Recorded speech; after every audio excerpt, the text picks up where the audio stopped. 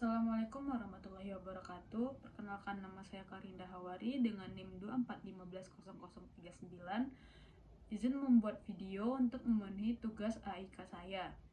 Saya akan menjelaskan materi tentang Islam dalam penerapan ilmu hukum. Saya akan membahas bagaimana etika Islam, prinsip-prinsip hukum, dan dakwah bilhal melalui iptek diterapkan dalam ilmu hukum. Etika Islam dalam penerapan ilmu hukum. Etika Islam dalam penerapan ilmu hukum. Menurut konsep Al-Khuluq, etika dalam Islam sangat dekat dengan istilah Al-Quran, yaitu Al-Khuluq yang mencakup kebajikan seperti khair, bir'at, hak, ma'ruf, dan takwa. Sedangkan ketaatan dan kewajibannya, akhlak adalah perilaku yang berhubungan dengan ketaatan terhadap perintah dan aturan Allah Subhanahu wa Ta'ala dalam berbagai aspek kehidupan, menjadi kewajiban setiap individu muslim. Selanjutnya, prinsip penegakan hukum. Konsep etika penegakan hukum dalam Al-Quran berlandaskan pada nilai al-qis atau kesamaan, al-'adl atau keadilan, dan al-bir atau kebaikan. Prinsip ajaran Islam dalam ilmu hukum. Hukum dalam perspektif Islam mencakup 4 jenis produk. Yang pertama, fikih atau pemikiran ulama.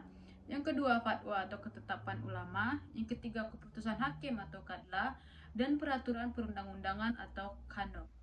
Di Indonesia, semangat penetapan hukum Islam sebagai bagian dari perundang-undangan telah ada sejak awal pendirian bangsa, ditandai dengan ide memasukkan kewajiban syariat bagi pemeluk Islam.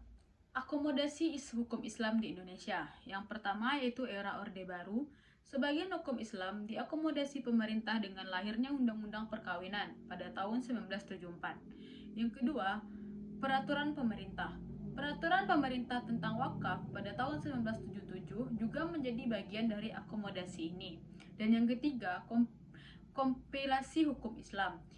KHI atau Kompilasi Hukum Islam pada tahun 1991 menjadi tonggak penting dalam penerapan hukum Islam di Indonesia. Tujuan hukum dalam Islam atau maqsaid syariah. Yang pertama, menjaga jiwa, yaitu melindungi kehidupan dari keserakahan manusia. Yang kedua, menjaga agama, yaitu memelihara kebebasan beragama dan praktik keagamaan. Yang ketiga, menjaga akal, melindungi kemampuan berpikir dan berberi pengetahuan. Yang keempat, menjaga harta, melindungi kepemilikan dan hak ekonomi individu. Dan yang kelima, menjaga keturunan atau melindungi keberlangsungan keluarga. Dakwah bilhal melalui iptek dalam ilmu hukum. Tugas khalifah. Setiap manusia memiliki tanggung jawab sebagai khalifah di muka bumi dengan 2 tugas, yaitu ibadah atau menghamba kepada Allah, dan imarah atau memakmurkan kehidupan. Tugas imaratul ard yaitu mengelola dan memelihara bumi merupakan sarana mendasar untuk melaksanakan tugas inti ibadullah, atau kedua tugas ini saling berkaitan. Selanjutnya, kolaborasi tugas khalifah, yaitu yang pertama ibadah atau menghamba kepada Allah Subhanahu wa Ta'ala. Yang kedua imarah atau memakmurkan kehidupan di bumi, dan yang ketiga dakwah.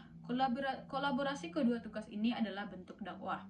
Allah mengkehendaki agar kelebihan manusia dimaksimalkan untuk melaksanakan 2 fungsi ini, beribadah dan memakmurkan kehidupan di muka bumi. Kolaborasi ini menjadi esensi dakwah bilhal. Dakwah mahasiswa bagi ilmu hukum.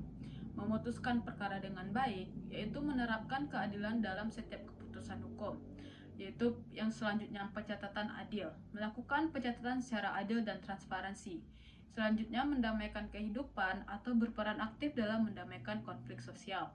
Dan selanjutnya, mediator atau negosiator, yaitu menjadi mediator dan negosiator yang efektif.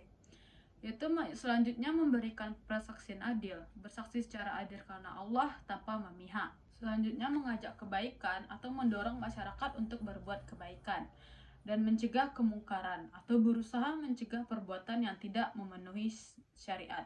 Baiklah, mungkin sekian materi tentang hubungan Islam dalam ilmu hukum yang dapat saya sampaikan. Terlebih terkurang saya mohon maaf.